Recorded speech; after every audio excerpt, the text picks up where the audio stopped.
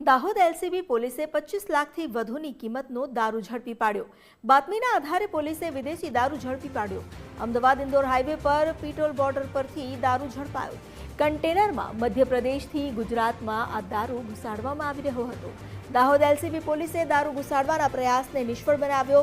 દારૂ ક્યાંથી લાવ્યા, ક્યાં લઈ જવાતો હતો તેને લઈને તપાસ શરૂ કરાઈ। દારૂ સહિત પોલીસે કુલ 78.26 લાખનો મુદ્દામાલ જપ્ત કર્યો। ગાંધીના ગુજરાતમાં દારૂ બંધી હોવા છતાં દારૂની હેરાફેરી ચાલી રહી છે। દાહોદ એલસીબી પોલીસે દારૂ ઘુસાડવાના પ્રયાસને નિષ્ફળ બનાવ્યો।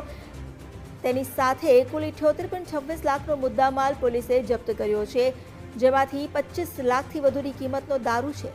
કન્ટેનર મધ્યપ્રદેશથી ગુજરાતમાં ઘુસાડવામાં આવી રહ્યું હતું। તે સમયે જ બાતમીના આધારે પોલીસે કાર્યવાહી કરી।